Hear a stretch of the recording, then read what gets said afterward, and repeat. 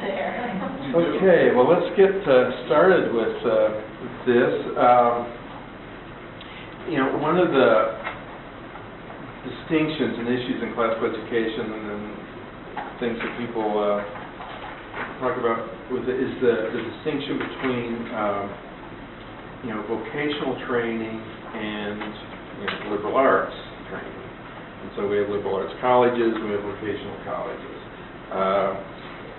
In education today, somebody say, well, the liberal arts are well and good, but we really need to train young people how to get a job in this economy. And the distinguishing between that, both sides do it. And even people in the liberal arts say, well, job, that's not so important, we're pursuing food for its own sake and all that. And there's a wedge driven between those two. And both sides play along with it. What's interesting is that Martin Luther, who we've been hearing about, he's wrote a lot about classical education, and one of the contributions he makes, his kind of unique Lutheran take on this whole classical education business, is to really unite the classical and the vocational, but he does it not just in terms of job training, but in terms of the Lutheran doctrine of vocation, which is not just about, okay, that God calls me to do a certain job, that's part of it, but things like the family is a vocation, marriage is a vocation, parenting is a vocation, citizenship is a vocation. Your activity in the church is part of your vocation or calling. And his doctrine of vocation, I've been writing about this and studying it, is so powerful because it relates to, the purpose of your life. How God works through you in the ordinary tasks of life. And it just gives life a completely spiritual significance that is missing for a lot of people. So I've been writing a lot about vocation, and then when I study about classical education, read Luther's writings, the way he brings vocation into the purpose of education, the education, the liberal arts, classical vocation, equips us for our callings in all of life, but it's just very profound. And Thomas Korchak's book that I keep plugging here at this conference, he goes into that too, that one of the purposes of the original Lutheran schools, from the time of Luther, through the time of Walther, through the time of the early Missouri Synod, and still to this day, but we've sort of lost the emphasis and the understanding that it once had, was the idea that education equips us for our callings. So anyways, I did some research into this, and I put together a paper on it and gave it at a big conference on classical education at Fort Wayne, and it's going to be published in Lugia. But so I want to share this with you, and again, it gets a lot into what Luther wrote about classical education and the distinct kind of Lutheran take on all of this. But it's so practical, and just the way it unites, again, the vocational training. So, for Luther, classical education is vocational education, not just in the narrow way of job training, but in the bigger picture of training for the Christian life. Okay, so so let me. I'll go through this and try to make it so I'm not just reading it, but anyway, here we go. And I'm using this chair to hold my notes, so it's my podium.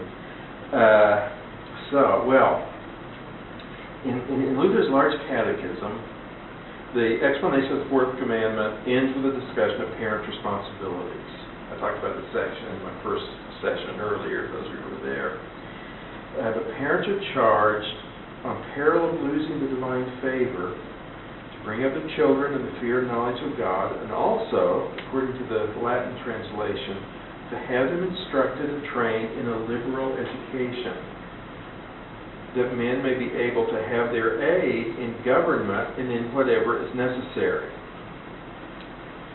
It would seem then that Lutherans would be confessionally bound, on peril of losing the divine favor, no less, to give their children a classical liberal arts education.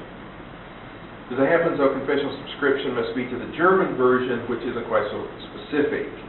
Here's the English translation of that text, the German text.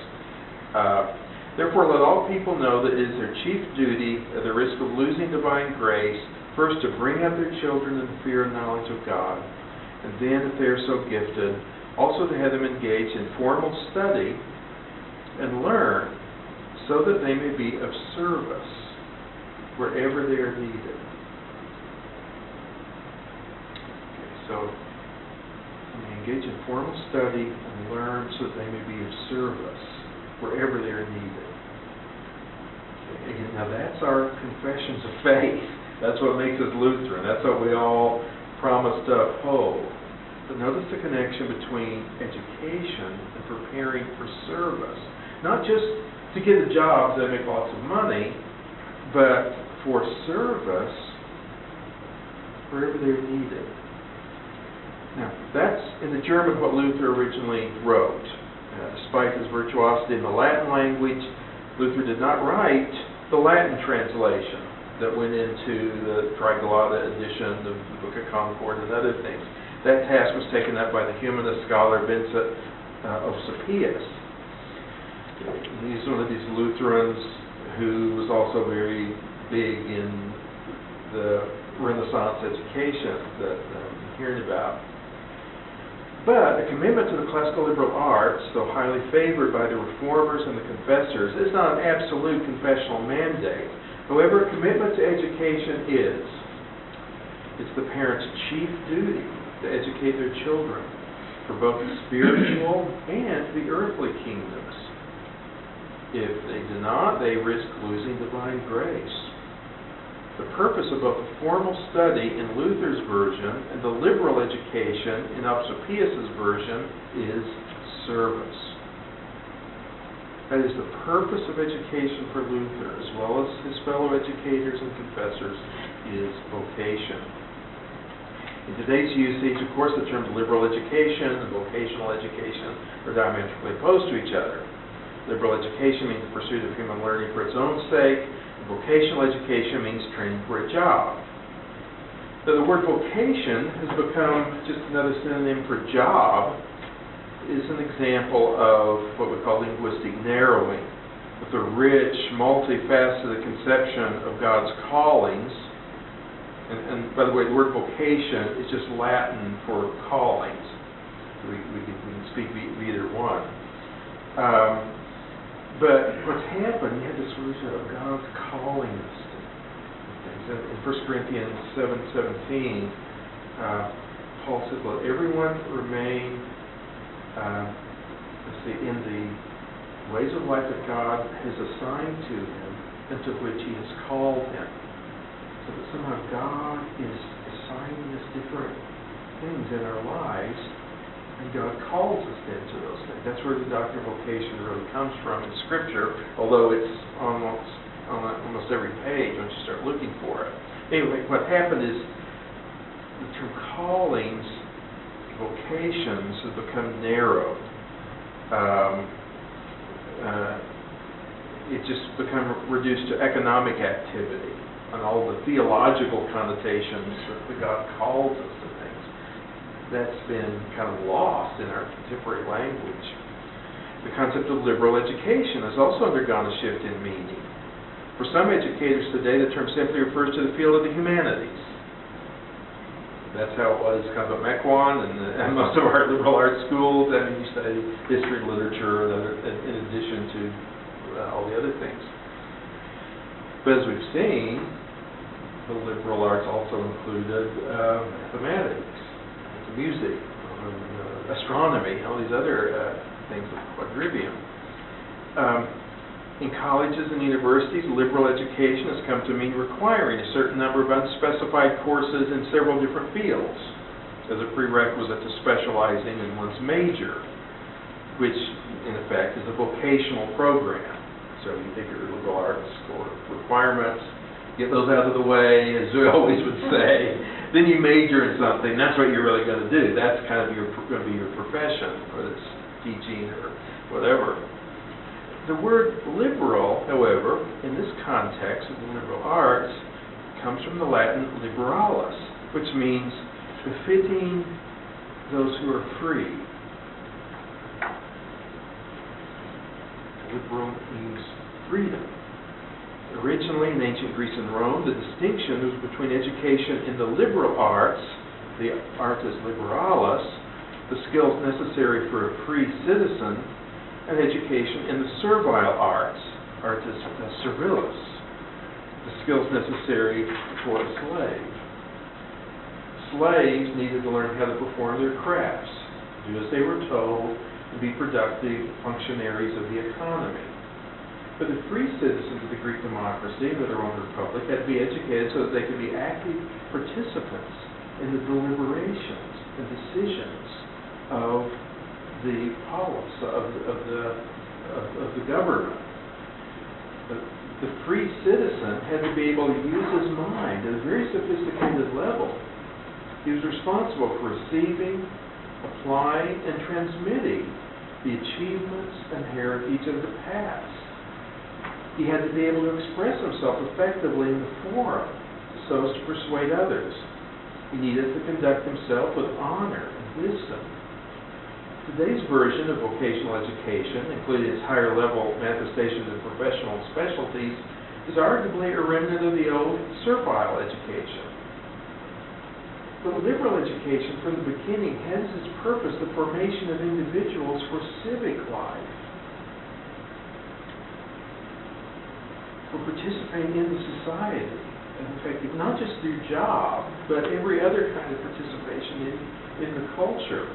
This is exactly the sense articulated in the Latin Large Catechism, quote, to have them instructed and trained in a liberal education, that men may be able to have their aid in government and in whatever is necessary.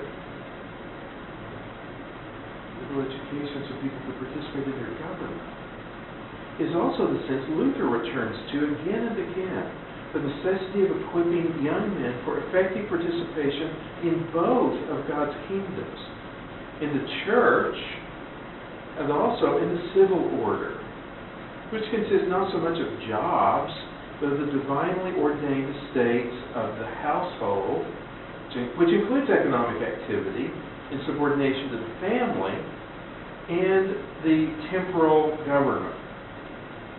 When Luther talks about jobs, so we would say, whether you're a farmer or a tailor or a milkmaid or whatever, it was actually, he talked about that in terms of the estate of the household, which included the family and however a family made its living. So when he talks about vocation, it's more of these other things than what we think of vocation. According to Luther, Christians are to live out their faith in their various callings in 4 areas: the church, the family, the workplace, and the society. And this is the key part to his doctrine of vocation.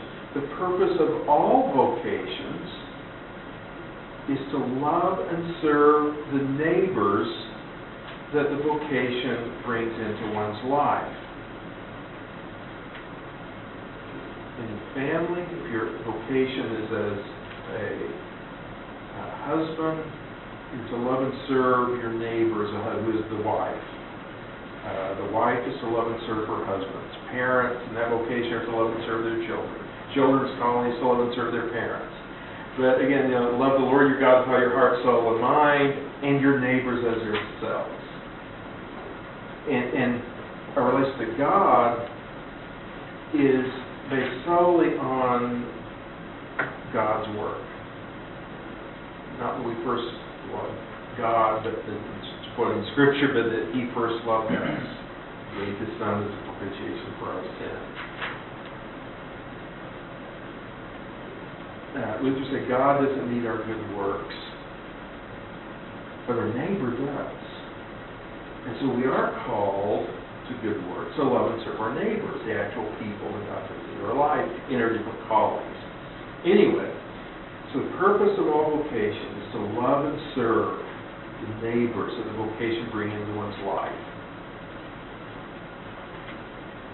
Again, in the words of the Large Catechism, parents are to have their children engage in formal study and learn so that they may be of service in every vocation, including the workplace. Your purpose as a worker is to love and serve your neighbors. And that may be by serving your customers, by making the best product that you can to serve your neighbors, the people who buy your product or your service or whatever it is. But again, according to Large Catechism, the purpose of education is to help their children engage in formal study and learn so that they may be of service. Now, in his tract to the Council on the Walled Cities in Germany that they established many Christian schools, 1524, Luther discusses vocation and education in the same terms. There's a quote from Luther.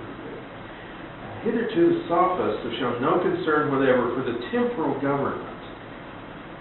Okay, the sophists were what he called the scholastic theologians. Figured out all of the proofs and everything else. It says, hitherto they have shown no concern whatever for the temporal government, and have designed their schools so exclusively for the spiritual estate that it has become almost a disgrace for an educated man to marry. Again, if you're really educated, you would become a priest or a monk, where you could study all the time and pray all the time, and marriage was seen as something much less. Again, this man has had to hear such remarks as, well, so he's turning worldly, does not want to become spiritual, just as if their spiritual estate alone were pleasing to God. And the worldly estate, as they call it, were altogether the devil, an unchristian. Here's Luther's pivotal insight that led to his doctrine of vocation. He rejects the notion that the spiritual orders are more holy than the temporal orders. The medieval church, and actually Roman Catholicism to this day, but the teaching is that a person who desires Christian perfection must become a priest, a monk, or a nun. And to do that requires taking vows of celibacy, thus forswearing participation in marriage and parenthood, and poverty, thus forswearing ordinary economic activity. They're rejecting those callings from God. In the medieval church, the word vocation referred solely to a call to the religious orders. Luther extended the concept of vocation also to the temporal orders. I have a blog, a chronological blog, and we talk about vocation a lot. And when I do, we have Google, that feature where Google will put ads on there and make a little money to pay for my server. And whenever we talk about vocation, we get all these Google ads from Roman Catholic orders. We go, it's about vocation. For them, vocation means, becoming a nun or a monk or something like that. So it kind of illustrates that. To this day, it's used in that term. Although a lot of Protestants and evangelicals kind of have that mindset. If you really want to serve the Lord, you've got to become a pastor, or you've got to become a missionary, or something like that. Anyway, what Luther did was to apply God's callings to things like marriage and parenthood, and working as a farmer or as a lawyer or whatever God gives you to do, or in your calling as a citizen to take part in your local government and in the church. Now, Luther extended the concept of vocation also to the temporal orders. Thus, the table of duties in Luther's Small Catechism refers to being a husband, wife, parent, child, master, servant, day laborer, worker, and the like as being holy orders. The same term used for those who've taken clerical vows. Again, that's in the Small Catechism. Being a husband or being a wife or being a day laborer is a holy order, just like being a Franciscan or something like that. Now, Luther's educational reforms promoted this notion that became known as the priesthood of all believers. But the new Reformation schools went far beyond teaching lay people just how to read the Bible. Rather, since vocation opened up the secular realm as the proper arena for the Christian life, they provided liberal education. Again, quoting that same word from Luther, he says, all right, you see, suppose we do have to have schools. What's the use of teaching Latin, Greek, and Hebrew and the other liberal arts? We could just as well use German for teaching the Bible and God's Word, which is enough for our salvation. I reply, alas, I'm only too aware that we Germans must always be and remain brutes and stupid beasts, as the neighboring nations call us. I bet that's what we richly deserve. But I wonder why we never ask, what is the use of silks, wine, spices, and other strange foreign wares? We ourselves have in Germany wine, grain, wool, flax, wood, and stone, not only in quantity sufficient for our needs, but also the best and choicest quality for our glory and ornament. Again, nobody says, what is the use of having a really nice car when you can have a car that will get you from one place to another. Or even people that just think they're so practical, actually what they want is a lot more than just what they need. And Luther says, language and the arts, which can do us no harm, are actually a greater ornament, profit, glory, and benefit, both for the understanding of Holy Scripture and the conduct of temporal government. Once again, he has both kingdoms are involved here. These we despise, but foreign wares, which are neither necessary nor useful, in addition strip us down to a mere skeleton, these we cannot do without. Are not we Germans justly dubbed German fools and beasts? You gotta love Luther, bluntness. But notice what's happening here. Here's the common notion of the liberal arts elevating human beings above their natural barbaric state. But Luther goes further, saying that these arts, particularly the ancient languages that were the foundation of classical liberal arts education, are gifts of God. Truly, he said, if there were no other benefit connected with the languages, he said, this should be enough to delight and inspire us. Namely, that they're so fine and noble a gift of God, with which he is now so richly visiting and blessing us Germans above all other lands. And that's a great reason for studying the liberal arts, whatever they are, whether it's language or history, art, or music. These are gifts of God. So if God designed them, they must have value. To say they don't have value is to, reject what God has made, reject His gifts to us. Okay, but then Luther relates the liberal arts while acknowledging their intrinsic value as gifts of God to vocation. He says, now if, as we have assumed, there were no souls, there were no need at all of schools and languages for the sake of the Scriptures, that God, this one consideration alone would be sufficient to justify the establishment everywhere of the very best schools for both boys and girls. It's a radical notion for the time. You need the very best schools, not just for boys, but for the girls too. Namely, that in order to maintain its temporal estate outwardly, the world must have good and capable men and women. Men able to rule well over the land and people. Women able to manage the household and train children and servants aright. Now such men must come from our boys and such women from our girls. Therefore it is a matter of properly educating and training our boys and girls to that end. Now, The temporal estate refers to God's earthly kingdom. What is remarkable for its time is Luther insisted that women, as well as men, girls as well as boys, should be educated, and he'd have the very best schools. What education can give girls and boys is not specific job training, but the ability to rule well in the natural, social, family, and economic orders. Now, Luther does treat the kind of education necessary for a young man to make a living. But this kind of training should go on outside of school, he says, quoting Luther. So he'd say, but who can thus spare his children and train them all to be young gentlemen?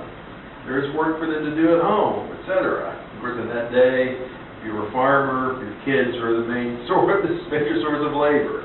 Or if you were a shoemaker, again, your kids were all part of that activity. Answer, it's not my intention either to have such schools established as we've had heretofore, for a boy slaved away in his Donatus and Alexander for 20 or 30 years and still learn nothing. Today we're living in a different world and things are being done differently. My idea is to have the boys attend such a school for 1 or 2 hours during the day and spend the remainder of the time working at home. Learning a trade, they're doing whatever is expected of them. In this way, study and work will go hand in hand while the boys are young and able to do both. Our schools still last more than 1 or 2 hours a day, don't they? But he's saying, yes, they need to learn how to work, and yes, they also need to develop their minds. And so he saw them as going together, including education in the home. So Luther is alluding to the apprenticeship system by which young men in the 16th century learned their trades and professions and on-the-job mentorships. That is how people used to learn, and you still see remnants of that. Somebody wants to enter carpentry, join the union, become an apprentice. But even in medicine, and even our vicarage system with pastors and doctors on their internships, and our schools do a lot of internships too in just about every area. Really, you learn best by on-the-job training with somebody who guides you into that. But Luther did want study and work, while being separate realms, to go hand in hand. Both are integral for vocation. So everyone needs to be educated to read and understand the Word of God, the poor as well as the rich, the girls as well as the boys, both radical ideas for the time. Some may do with 1 or 2 hours a day, as Luther says in the quote above. He goes on to the exceptional pupils, who give promise of becoming skilled teachers, preachers, and holders of other ecclesiastical positions, should be allowed to continue in school longer, or even be dedicated to a life of study. But all of them, even the physical laborers, deserve a liberal education, some measure. It's highly significant that the Reformation schools rejected the model of servile education and instead began providing for all classes of people, even in that hierarchical society, 16th century Germany, and for girls as well as boys, a liberal education. That was one designed specifically to equip human beings for freedom. Once peasants received such an education, they didn't stay peasants for long. The Reformation was soon accompanied by an unprecedented social mobility. This is due in part to the Church's efforts to make all Christians not only literate, but liberally educated. In time, this education for freedom would lead to the rise of social and political freedom as well. The liberal arts could liberate human beings precisely by cultivating their intellectual and creative powers and to draw out their individual talents. This, too, Luther related to vocation. Luther recognized how liberal education cultivates original thought and independent thinking. I'm quoting from that work. The children were instructed and trained in schools, or wherever learned and well-trained schoolmasters and schoolmistresses were available to teach the languages, the other arts, and history. They would then hear the doings and sayings of the entire world, and how things went with various cities, kingdoms, princes, men, and women. Thus they could in a short time set before themselves as in a mirror the character, life, counsels, and purposes, successful and unsuccessful, of the whole world from the beginning, on the basis of which they could then draw the proper inferences, and in the fear of God take their own place in the stream of human events. In addition, they could gain from history the knowledge and understanding of what to seek, what to avoid in this outward life, and be able to advise and direct others accordingly. They could form their own opinions. That is, they could become independent thinkers. This education for Luther also has a moral dimension. The first use of the law functioned in regulating this outward life. Here too, Luther relates liberal education to vocation, the equipping of the Christian to assist and direct others. That is, to love and serve his neighbors, the purpose of every vocation. Also, the idea that vocation is different for different people. Some boys they'll have to work on the farm. Okay, they go to school for a certain amount of time to learn what they can, and then go help their parent.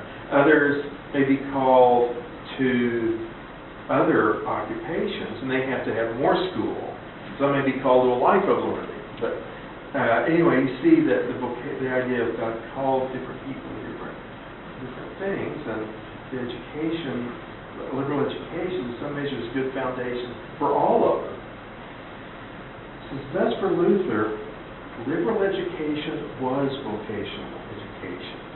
Not in the sense of job training, but in the sense of equipping young people to love and serve their neighbors in their families and in their societies. This does set off Luther, to a certain extent, from perhaps the best-known theorist of the liberal arts, Cardinal John Henry Newman, recently beatified by the Roman Catholic Church. He wrote The Idea of the University. It's a great work. Someone already referred to it in their discussions. And it kind of the first thing people go to define liberal education, but we've had some differences with it. In Newman's view, a liberal education involves knowledge pursued for its own sake. This is opposed to mechanical instruction, which employs knowledge for other ends, to be useful. Cardinal Newman's idea of the university is a realm unto itself for the pursuit of the higher good, unsullied with the demands of the world, making the university a sort of secular monastery, may owe something to the ancient Catholic tradition. And of course, Newman became a Catholic. So the university, you're studying things without not having to worry about what's going on with the world. It's a kind of monasticism, isn't it? But he goes back further, though, Newman's view, to Luther's philosophical nemesis, Aristotle. In the Politics, the great philosopher not only develops the notion that knowledge pursued for its own sake is a higher good than knowledge that's used for others' sake, but Aristotle specifically rejects the concept of service. Says Aristotle, the object also which a man sets before him makes a great difference. If he does or learns anything for his own sake, or for the sake of his friends, or with a view to excellence, the action will not appear illiberal. But if done for the sake of others, the very same action will be thought menial and servile. So he's saying if you do it just for your own sake, then it's liberal. Or for the sake of your friends, that's liberal. Or if you're just trying to be excellent in something, that's befitting a free man. He said, but if you do something for others, that's servile. Well, servile, that's service, and the word for slave even meant somebody who serves you. The very same action we thought menial and servile if you're doing it for someone else.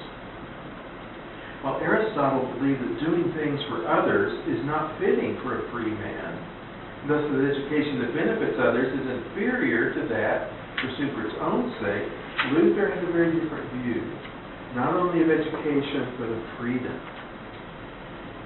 In his treatise, The Freedom of a Christian, Luther said that true freedom manifests itself in vocation, that is, in love and service to one's neighbor, quoting from the Freedom of the Christian. The Christian should be guided in all his works by this thought and contemplate this one thing alone, that he may serve and benefit others in all that he does, considering nothing except the need and the advantage of his neighbor. Hence, as our Heavenly Father has in Christ freely come to our aid, we also ought freely to help our neighbor through our body and its works. And each one should become, as it were, a Christ to the other, so that we may be Christ to one another, and Christ may be the same in all.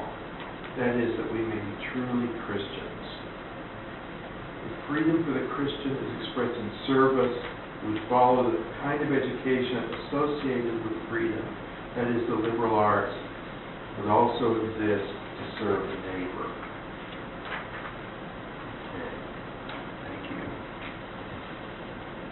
Okay, we've got time for discussion until,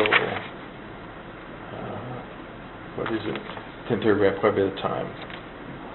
My watch died, so I'm having to like my daughter use my cell phone as a watch. I'm not quite used to that. Yeah. Okay, any comments or questions? Vocation, liberal arts? I have a question about that, the quote about the menial and servile from Aristotle. I had forgotten where that's from, but it seems like right before or right after. He says that as long as the relationship between the master and the slave is natural and unforced, that it's all right. But what you're saying is even so, he's saying that some sort of service to others is automatically menial? Well, I mean, you need service to others. This gets into the Greek economic system. The slaves basically did all the work, all the physical work. And if you were free, you didn't work in that level. I mean, you had a farm, say, and you had to make a decision about what to grow. But you had slaves to actually do it. And the slaves served you, and they served, the society. If you were free, you received their service. So he's saying part of what it is to be free is that you receive the service. You're not acting like a slave. You don't have to do things for other people. You've got people to do things for you. So that's behind it. And of course, it's in the politics, and he's talking about how societies work, especially how the Greek societies work. So you definitely need the servile, and you need the servile education. The slaves need to be educated to contribute to the economy, because everything rests on that. But if you're free, you need another kind of education, again, the liberal education liberalis. So, I mean, the other revolutionary thing that Luther did, for classical education, was to extend this to, the slaves of the day, to the peasants who did most of the work in medieval society, while the people who were in the castles, received the benefits from it. I mean, this was just revolutionary, literally, because it changed the very makeup of society. And again, it couldn't have happened unless the slaves were given an education. Once they became literate, it just had to play itself out. We have a society where everybody is equal before the law. That doesn't mean we're all the same, and we do have differences, including differences in income, and differences in some jobs make a lot more money than other jobs, and it doesn't take that away. But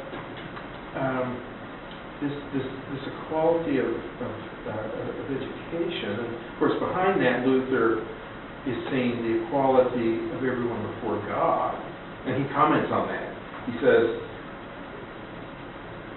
in our relationship to God, God sees us all alike. In our vocation, it doesn't even matter. you were a king or a pastor or a peasant or, a beggar in the street, you can't say, oh, I was a pastor, I did all these great things for you, Lord, let me be the king. We all come through Christ. And God sees us all through the lens of Christ. And that's the basis of His acceptance for us. But in our life in the world, we do have all these different callings, and God works through those in different ways. So He's always affirming both parts of this. Yeah. Well, on the slavery, servile question, it's difficult with the media aspects of slavery. Now, American slavery or chattel slavery is vastly different than Greek and Roman slavery. Greek and Roman slaves are in essence the working class. I mean, slaves were paid, slaves had vacations, medical benefits, slaves went on strike. They shut Rome down for almost a year and a half when slaves went on strike. They weren't slaves in the sense of picking cotton in Alabama. That's Those were not the slaves. They were a working class. And if you look at modern American education, our bell system is a vestige of the same thing that the ancient Greeks had, because we were public schools prepared people for a servile education. We had a bell system because the factories worked on bell systems. Right. When John Dewey created the American educational system, that was the idea, to mirror the factory. Whereas the elite, they went to private schools. They went to very elite private schools. They went overseas. I mean, the Vanderbilts and the Carnegie's children, they went in the Roosevelt. They went to exclusive schools. Everybody else went to PS 101 and learned that every 60 minutes the bell rings and you eat lunch together and you go to work and you have a lunch pail. I mean, it's the modern thing. But it's real confusing for most people because we don't ever hear that about slavery. I mean, slaves owned slaves, and there were slaves who were vastly richer than any of the wealthy people in Rome, Athens, anywhere, Sicily, because they had all the working class. And you wanted the streets cleaned, you had to talk to him, and he made more money than anybody else and had a better lifestyle than any of the aristocracy. That's right. And it was not race-based. No. Like ours was. Because the Mediterranean is a very cosmopolitan area. You had Africans and you had Middle Eastern and Europeans all together. The other irony, some of you will appreciate this in an ironic way, is that in Rome, the elite wanted the best education for their kids, and which would mean they wanted a Greek. So they would get a Greek slave to teach classical education.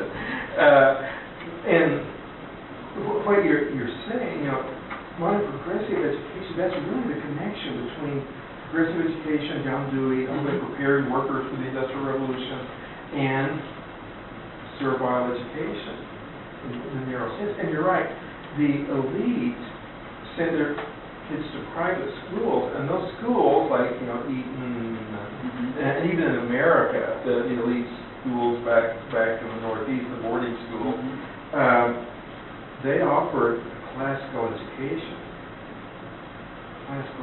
One criticism of classical education today is that, it's elitist. It's elitist. And, my answer is, if the people who could afford the best education for their kids, the one they gave them was a classic, why not make that available to everybody, ordinary people? And so that was kind of what happened in those early Lutheran schools. But you're absolutely right, and you really made a connection between progressive education and I think we're even more so now than any time in history, because I just read that the top 400 Americans in wealth have a greater combined income than the bottom 89%. 400 people have more than the remaining 260 million people combined. So we're very stratified. And again, things like social mobility is a sign of a healthy economy, for one thing, and a healthy society. When people can rise up and better themselves. Luther coincided with the rise of the middle class. It was the late Renaissance. The artisan class came up, which were servile in essence, but they became the middle class, and they the ones that pretty much fueled the Reformation. They did that. And of course, their education, the schools they went to, these early Lutheran schools mostly, but then other Protestants and even the Catholics started imitating that school. they had a Christian classical curriculum, and it did equip them, and they could do, I mean, they did get an education so they could do things and make things, and that was valued because of the doctrine of vocation. It wasn't something lesser if you worked with your hands for a living.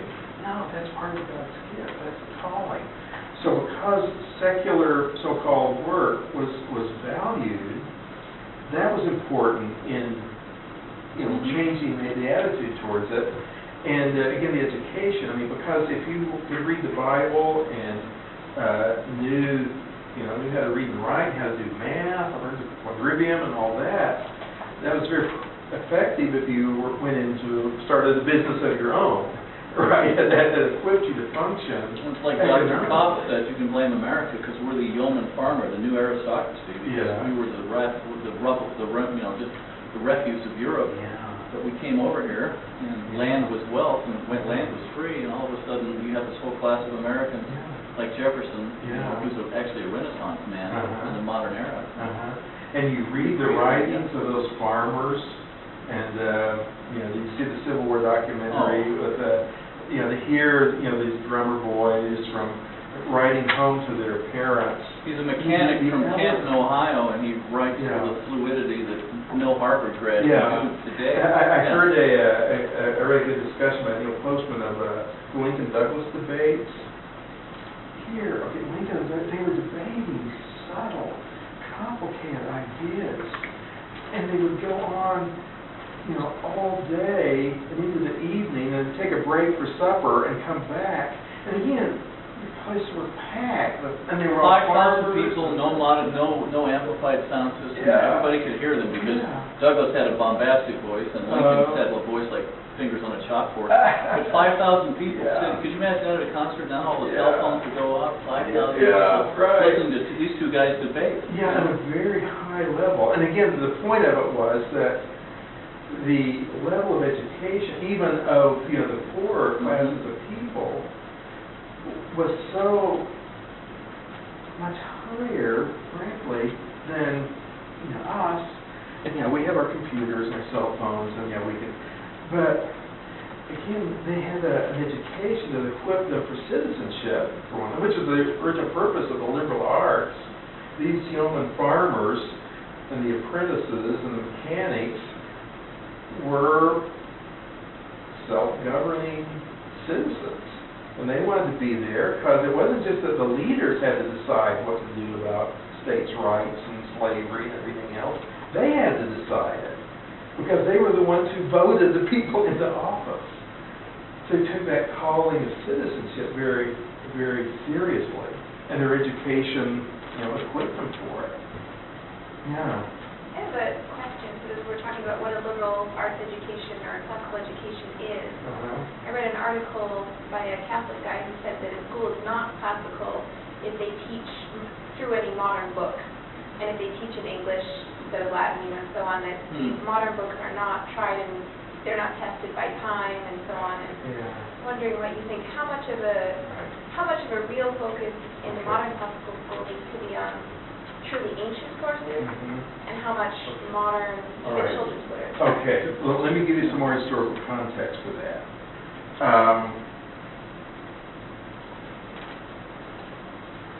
The old colleges were liberal arts and to do with classical education. The new German universities that came in with the Prussian Union, the same people that sent the Lutherans to America, they started a new model of university based on science alone. It was the land-grant colleges and everything. They, in America, started adopting those kinds of structures, majors, departments, and now even liberal arts colleges have majors and departments and things. But after World War II, you have the GI Bill, and a lot of people coming to universities that normally wouldn't have. This is, again, a great model for social mobility. Around that time, they realized that just a scientific education or just a professional education isn't enough, that we need to bring the liberal arts in. And this is where we have the liberal arts requirements. And so even most colleges, some of them have eliminated them, but there's some liberal arts requirements left, and then you take your majors. But what is a liberal arts requirement supposed to be? And you had different understandings of that. One model that came out of the University of Chicago was the great books approach. You get your liberal arts by reading great books. Again, others that it is the humanities. Others that it's a broad education, so you take one course from column A and one course from column B. Now, so there arose the great books approach. My argument is that, though, if you want the liberal arts, that's not necessarily the liberal arts. The liberal arts are the 7 liberal arts: grammar, logic, rhetoric, probability, geometry, physics, etc. The liberal arts are the liberal arts, and your modern attempts to kind of bring back what they thought the liberal arts did without going to the actual liberal arts. Now, I think reading great books is an important feature of the liberal arts, and at our college we do a lot with the great books. And there are some liberal arts colleges like St. John or even New St. Andrews that all they do is read, the old books. You can get a great education that way. But again, what makes liberal art is the liberal arts and the liberal sciences. And again, great books can be part of that. But I would say that article is working with an assumption of the great book, of liberal arts that just means reading the great books, or that classical education is just studying the classics, and so modern things have no connection with that. So I would say that to sort of answer it in those terms, reading and mastering, our heritage and transmitting it so that we can build on it and continue it is absolutely essential to preserving our civilization. That does not, though, exclude reading newer works. People like T.S. Eliot is continuing the classical tradition of the blinded in the modern world in many ways. And we need help to do that in our generation. So I would say that probably the liberal arts approach to reading new things is that you can read new things and then see where they fit in with the old. You have a basis for critiquing the new ideas too. And that's something that educated people need today. Otherwise, they'll buy into all kinds of things, relativism and other things. So you need that, but you don't need to hide away from them. And if you do, the danger of it is if a young person, has read all of the classical works, and then they go off to college, and then they get exposed to the postmodernists. I never heard about this before.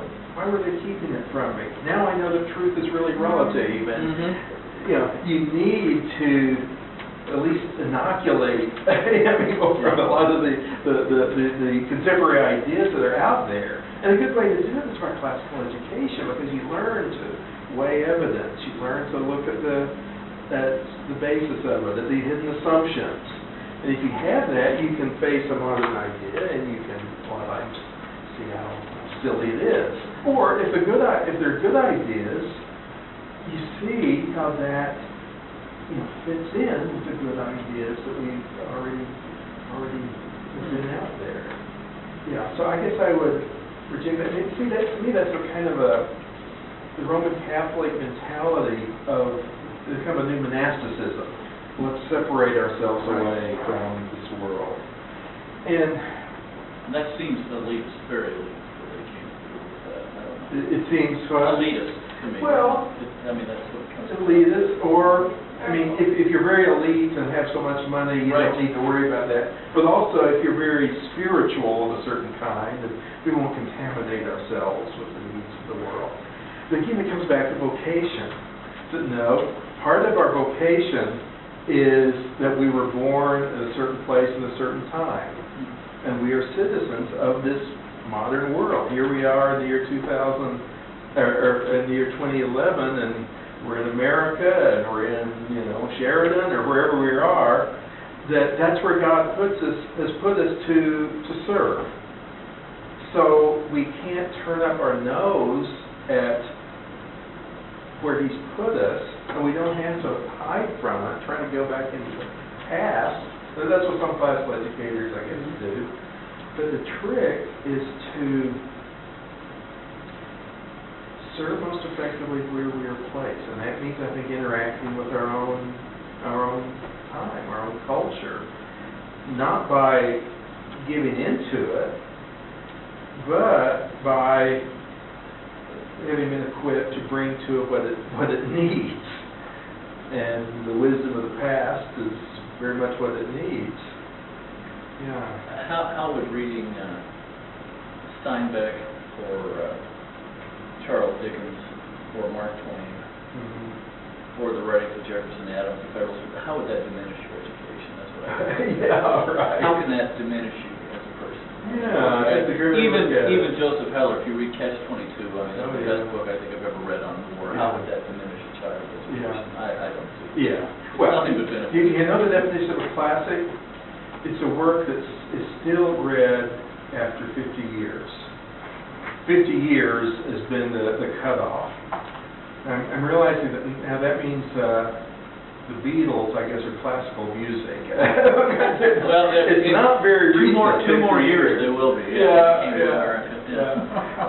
But the point is, Steinbeck, yes, a very modern writer. That was really Grapes of Wrath. How could you escape that in a high school kid's curriculum? Or The Jungle, all those great books. And when you read Steinbeck and you have classical education, you notice all that he's doing, especially the Bible.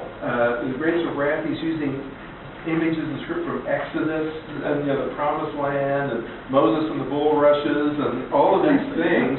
Just to understand Steinbeck is a modern writer, you have to know all this other literature really to appreciate it fully. And you can do the same thing with Tolkien, which our middle school teacher, kids read the trilogy every year. I mean, every 2 years as they go through. This is a 2-year cycle for our 7th and 8th graders. But my wife hates it because she can't stand Steinbeck. Well, I would say there are modern classics.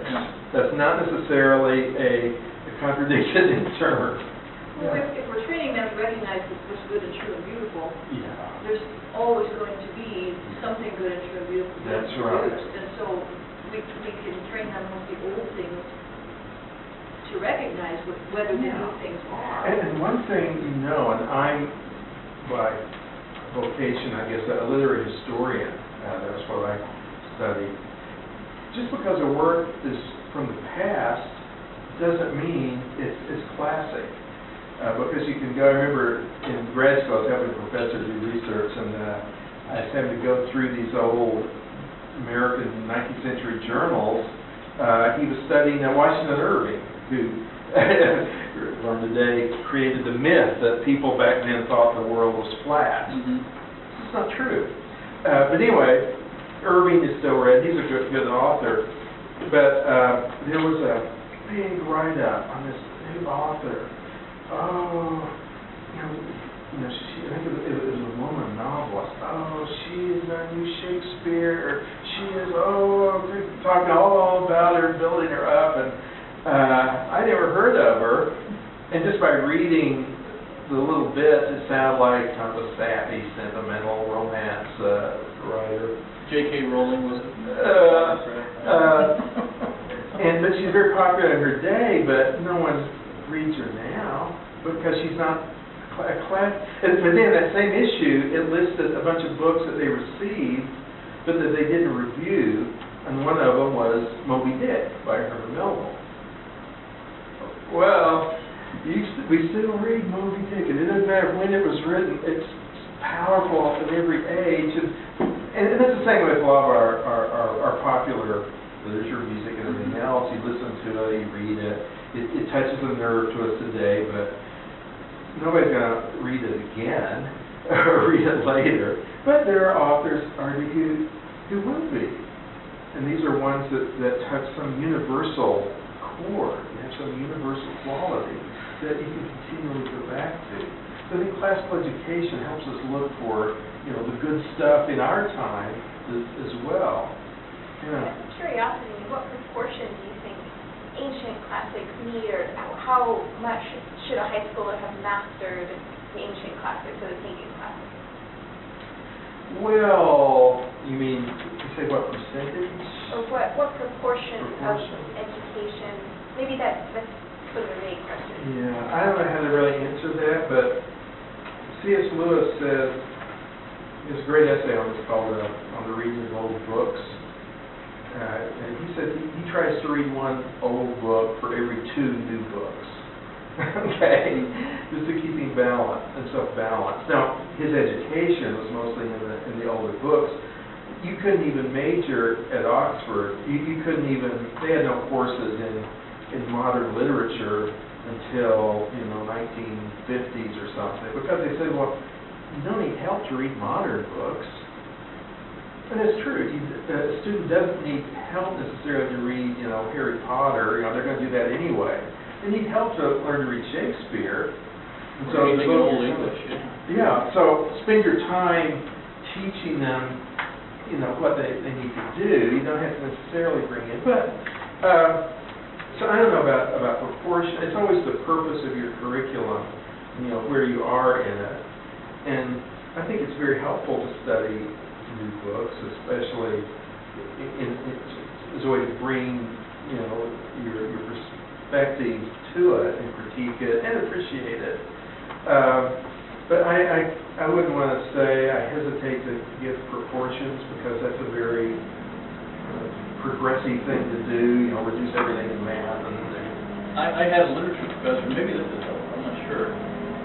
He asked us as an assignment, he said, you're going to have your own, if this was all you could have, you need to have a 2-foot bookshelf. Have you heard that concept before? You take a 2-foot long bookshelf, and whatever books you're going to take that you think are necessity or that had the biggest effect on your life, whatever, you have 2 feet on a bookshelf. And we actually went to the library with the books and put those on a bookshelf. If you had a 2-foot bookshelf for the classics, what would be on, that's kind of what you're asking, I think. Yeah. What would be on it? Yeah. What would be on it? Part of what we're doing, though, is trying to teach students how to continue learning. That's so right. Maybe the focus rather on how much should be this and how much should be that would be to teach them how to be able to read other stuff later. We can't cover all the things that everybody thinks are the most important classics in high school, but we can teach them how to be able to keep doing that after they're done. Yeah, that's an important point. And not all things are good for all ages. Including, great books that they're just too hard, or they're adult subject matter that they're not, if you're 10 years old, you're not really ready to handle maybe Oedipus Rex or some of these other things. So I don't know. Again, it has to be fitted to your students and what they can handle.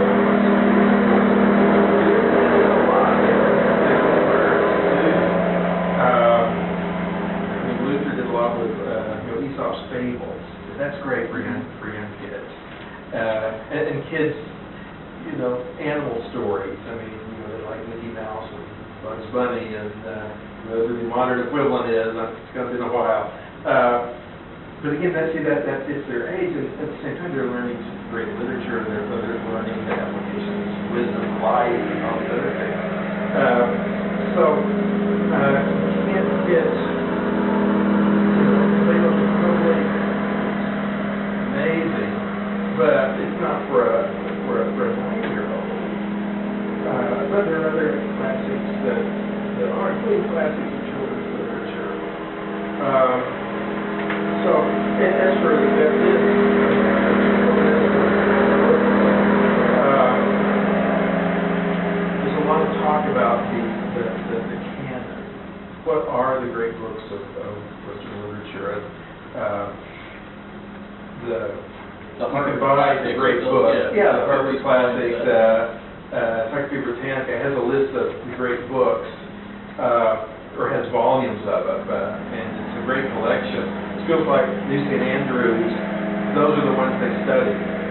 It's been observed, though, that there are actually kind of different canons. Encyclopedia Britannica, that's the canon that produced basically American democracy. And so you're reading a lot of political thinkers, John Locke, people like that. So it's selecting. You're looking at the riches, but they're actually taking selection. And I would say that selection comes down, not downplays exactly, but the Christian element of civilization is not as represented in that. So I think for Christians, and say for Lutheran Christians, we would want, let's see, I think Calvin's Institutes is in that list. I don't think Luther's Freedom of Christian is. And again, so it's a stance you take. What is the heritage we want to transmit? Like you said, what are the books that are really influential in your life that you would find helpful? That's kind of a good way to begin. That doesn't mean it's going to be the same For everybody. for everyone, but you want to find the ones that can be inspiring, maybe to young people. And so your list is going to be, varied. And the attempt to form a canon, notice that canon is another word like vocation. It's actually a theological word referring to the books of the Bible. What are the books of the Bible? That's the canon. And now, I think for some, even classical educators, they try to replace the canon of scriptures with a canon of great books. I had a friend of mine like that. He said, "Yeah, when you read guidance, you look at the Bible. I read the works of Shakespeare." And again, it's confusing two different things. And the Lutheran approach has the Shakespeare, has classical education plus catechesis. Remember.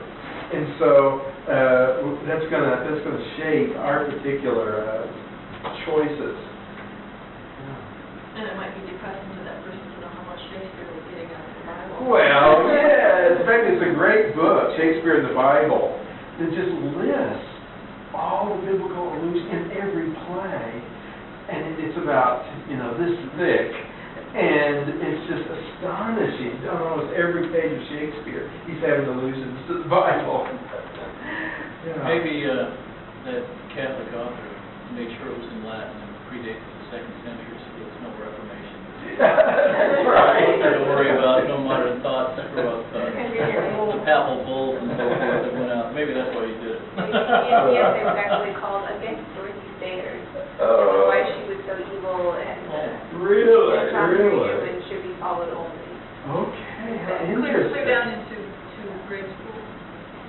He is involved with the Catholic. It's not like basically a prep school. Like he said, if you want, how your children, your little kids can have a real classical education, right? He will help you. So he's like, start teaching kindergarten in Latin.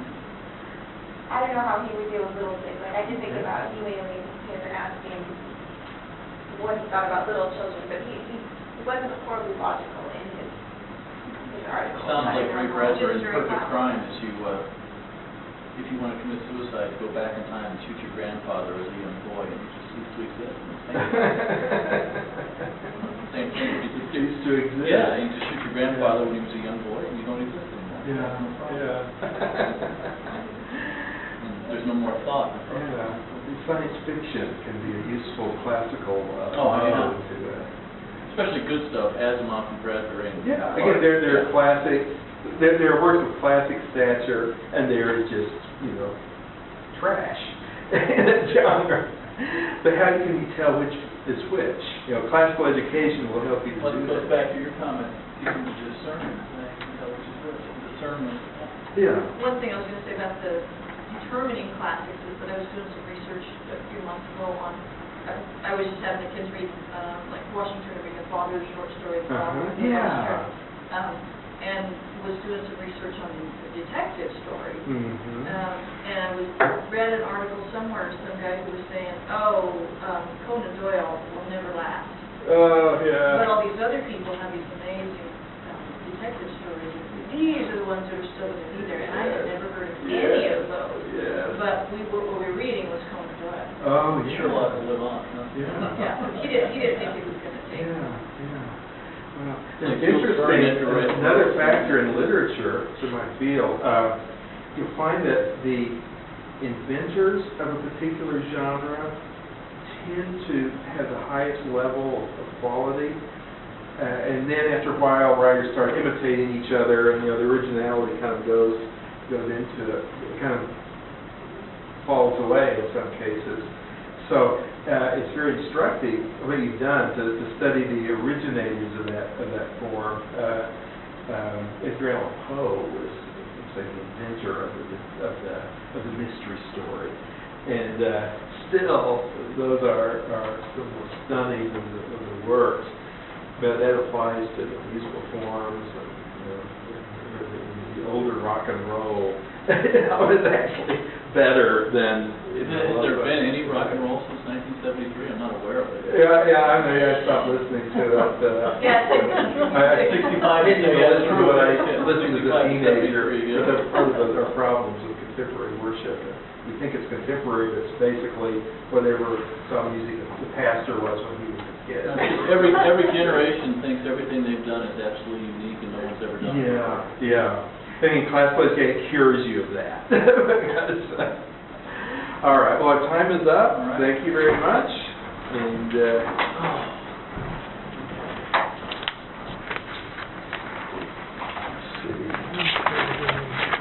Thank you very much. yeah, thanks for.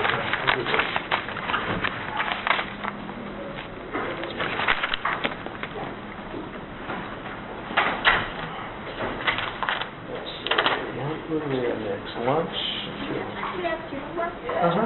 We're just kind of trying to think about how important are the ancient classics or pagan classics in education. Like, could somebody be called classically educated if they've only read about the ancient world or not? Yeah, and that's part of the kind of thinking that's going on now. I mean, Christian Cups understand that classical education basically is that it still uses the classical languages. Can you have a classical school that doesn't do Latin? Thomas Korchak says you can. He said that the early Lutheran schools taught the purpose of Latin was so you could participate in the wider, cultural and intellectual life around you at this time. Korchak said that in the American schools, the Lutheran schools taught German and English, so the students could participate in it, as well as their own heritage, and that's why they taught German. But it's a hard question, and I keep coming back to the fact that liberal arts, and that's what makes school classical. No, I mean, part of it is transmitting your heritage. Certainly, Plato and Aristotle and Homer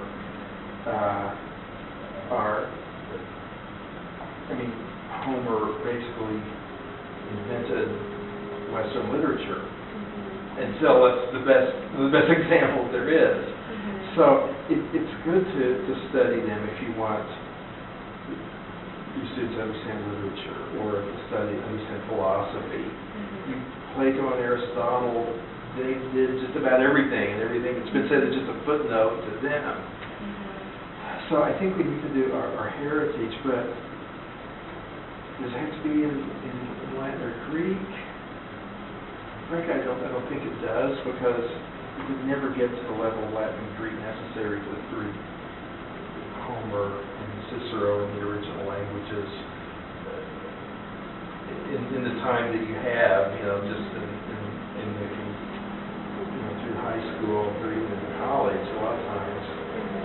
So I think we have to use translations. I think we need to decide in our curriculum what is important and what is important